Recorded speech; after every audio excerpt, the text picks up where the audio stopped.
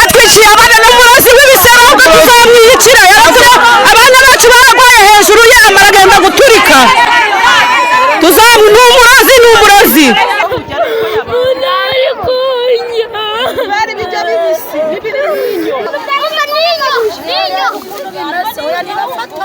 baye barembye hamaze kugenda abana barenga n'ijana bari mu bitaro ubwo sinzi impamvu.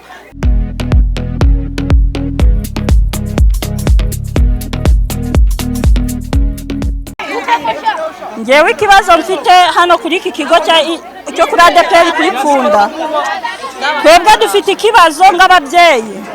Ikibazo dufite hano, umubyeyi wacu Perezida Kagame yazanye inkunga yo kugira ngo bajye bagaburira abana. Ndakeka yuko kuri iki kigo haza umuceri, hakaza kawunga, hakaza n'ibishimbo, hakaza n'imbungure n'amavuta. Ariko ikibazo dufite twebwe abana bacu kuva babizana nta gihe baraza ngo batubwire ngo twariye ku muceri cyangwa se twariye kuri kawunga.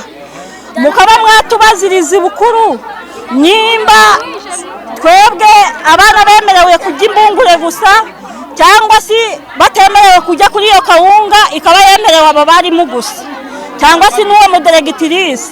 Ikindi cya kabiri dufite icyifuzo hano, uyu muderegitirisi aratuzengereje cyane, yaratubwiye ngo nitugure imashini amafaranga turayatanga, tumaze kuyatanga arayigurisha, nta nubwo twigeze tubona kuri izo boroshire. None ari kudusaba yandi, wajya kumva umwana ari gusabwa ng'ibihumbi 5, ukibaza ese amafaranga nishyura yajyahe? Icyo nacyo ni ikibazo kigoye ababyeyi hano. Buri munsi abana birukana, buri munsi babuze umutekano. Izi saha ng'abanjye ari n'igihe bafunguraga ikigo none bafunguriwe agahita birukana ngo nibazane amafaranga, kandi wanjye nujujeyo gitansi z'amafaranga bishyuriraho. Ubwo rero icyo ni ikibazo nk'ababyeyi dufite, mutugiriye ubuvugizi mwatuvuganira bakaza bakareba bakashyiraho ubugenzuzi bakatuvuganira nk'ababyeyi turarembye, kuko uyu mudegitirisi bamuretse hano na bwakitwaye igwaza cyangwa se tugapfisha. None rero icyifuzo dufite twebwe uyu muderegitirisi mu mutwimurire. Hano habaga umuderegiteri w'umugabo, ntabwo twariraga nta nubwo twakopforaga bitewe n'uko yaratubereye umubyeyi, ariko kuva bamwimura hano nta gahenge dufite. Turi kubasaba ubuvugizi mutuvuganire rwose, uyu mubyeyi bamuduhindurire, naho batamuhindura abana bacu barapfuye pe. Yego, ikibazo dufite hano abana bacu babagaburira ibiryo bidahiye. Bigeze kudutumiza inama rimwe, tumubwiye ati none abana bacu ko bari kurwara hejuru y'ibiryo ubahereza bimeze bite? Aratubwira ngo abana banyu ni inkoko, mutegereze amagi atere. Ku mubyeyi muzima icyo ni ijambo yavuga, icyo kugira ngo abana ngo ni inkoko. Twe twababyeyi tuzi ko ari abana, ntabwo twababyeyi tuzi ko ari inkoko. Yarabivuze mu nama rusange, yarabivuze abana ni inkoko ngo dutegereze bazatere. Uyu munsi abana babagaburiye ibiryo bidahiye, imituri, ibishyimbo ntiwagikanda ngo kizaturike, ntiwagikoramo n'igihembe ngo bishoboke.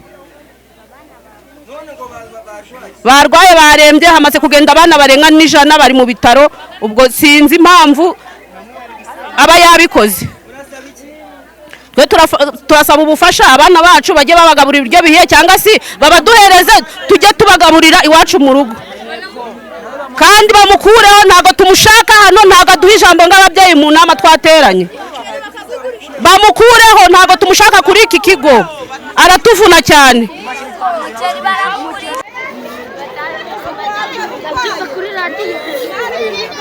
Bimeze ute?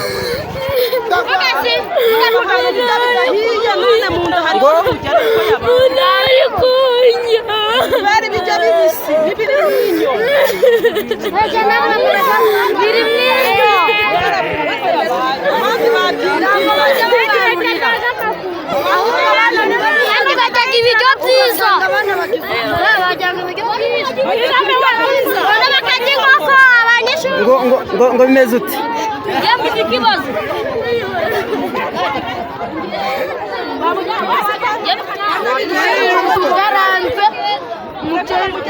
mumujyane mu modoka.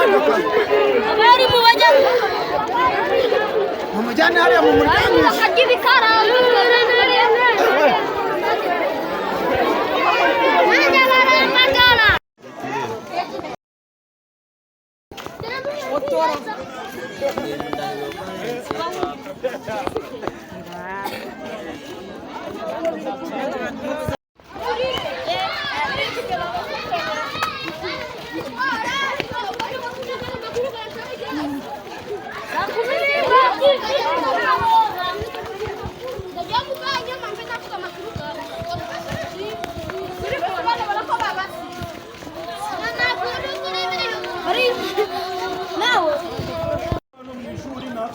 turaba tunari mu gitondo ni hano buri wese wagize uruhare mu byagaragaye uyu munsi nuko bibazwa ariko twebwe inshingano zacu zo kwiga no kwigisha no gukurikirana abana zikagira gute zigakomeza rero mwebwe nk'ababyeyi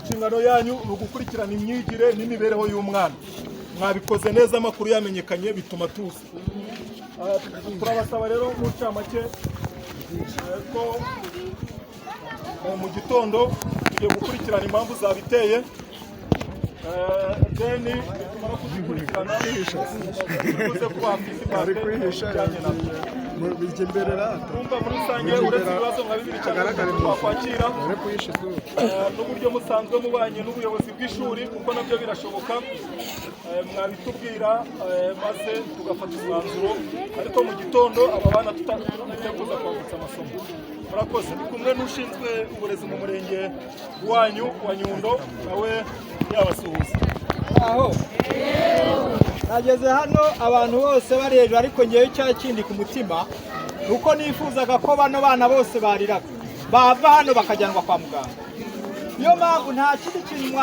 umuntu yari kumbwira ndiko n'umwana ari kurira hano kandi ngiye ntari kumenya ngo biraza kumugendekera gute ubu rero abana bageze kwa muganga ubu noneho dushobora kuba twavugana sibyo rwose ntawe bitababashe uko nanjye naje ndeba ibyo biryo ndavuga ngo ibi bintu byabaho ariko byabayeho nyine numva rero ikintu umuyobozi amaze kubabwira ibi bye gutuma ibintu byose tubihagarika ngo tuvuge ngo abana ejo ntibazaza kwiga sibyo ahubwo turakurikirana abana bafite ikibazo sibyo cyo cya mbere n'ubu ngubu ngiye kuva hano ngere kwa muganga ndebe sibyo hanyuma igisigaye ni ukureba nyine gitera sibyo hanyuma birumvikana ikosa ryakozwe hari uriryozwa sibyo se ubu rero ni ukuvuga ngo hagiye gusesengurwa turebe uko iryo kosa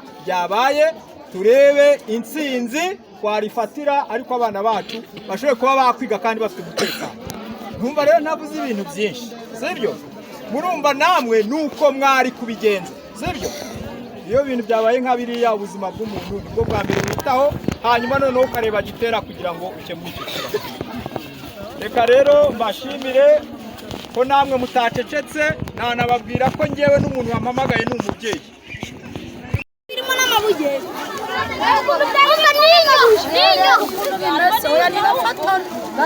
ibindi we have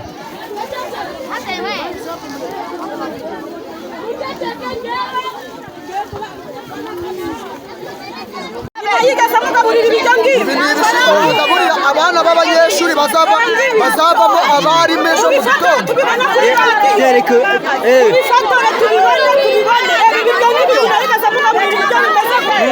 ati ni umurozi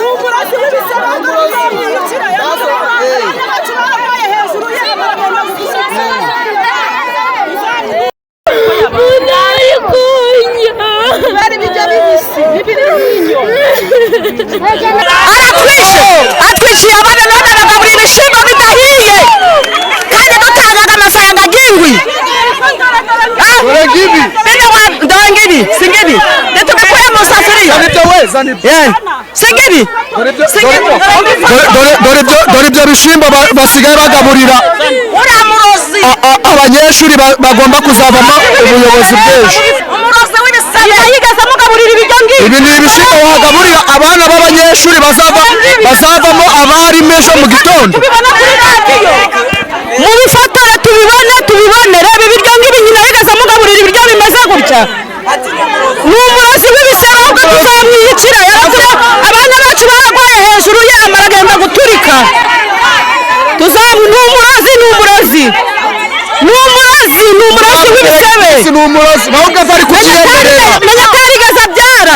Atwiciye abana none bagaburira ibishyimbo bidahiye. Tuzamwiyicira. Nagaruka tuzamwica. Niba mudashoboye kumujyana ku kindi kigo ni ukuri tuzamwica.